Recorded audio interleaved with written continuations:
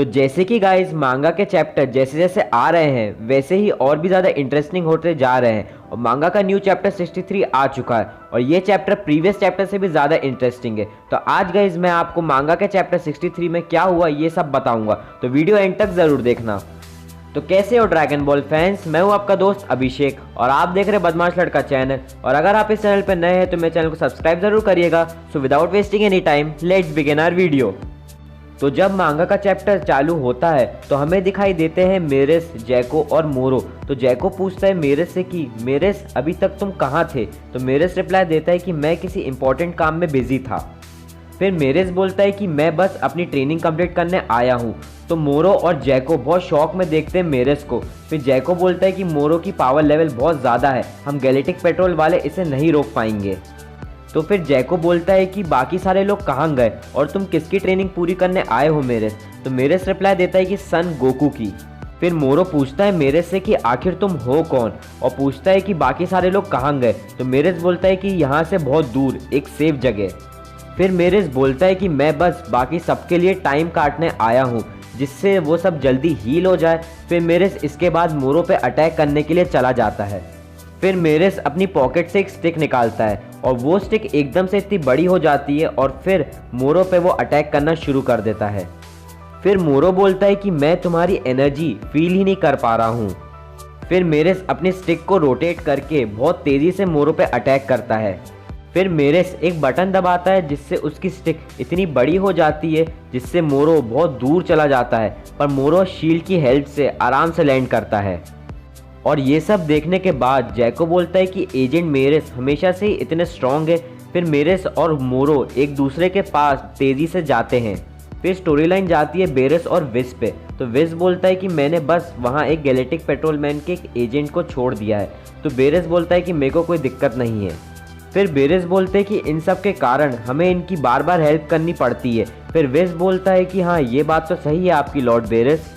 फिर बेरेस बोलते हैं कि चलो अब विस। तो विस पूछता है कि कहाँ। तो बेरेस रिप्लाई करते हैं कि बुल्मा के घर।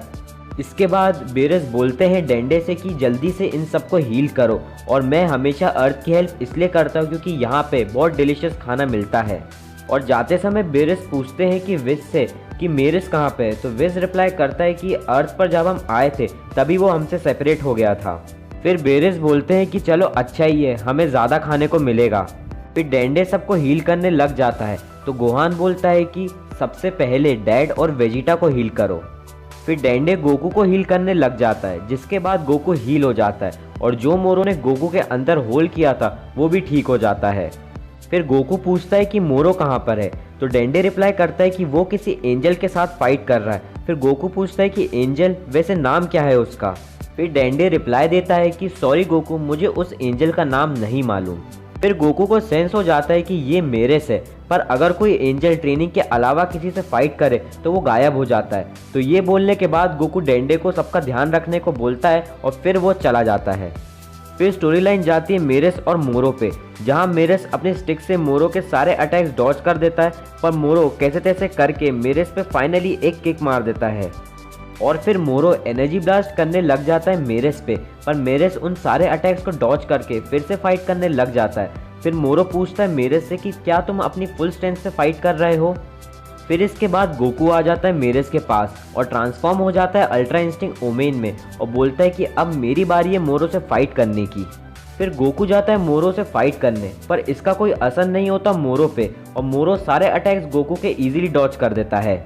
फिर बेरेस को सेंस हो जाता है कि गोकू अल्ट्रा इंस्टिंक्ट ओमेन में फाइट कर रहा है मोरो से और पूछता है विस से कि क्या गोकू जीत पाएगा मोरो से। तो विस रिप्लाई करता है कि इस टाइम बहुत मुश्किल है गोकू का जीतना मोरो के अगेंस्ट। फिर गोकू वापस हारने लग जाता है मोरो से, तो मेरेस गोकू को बचा लेता है गिरने से।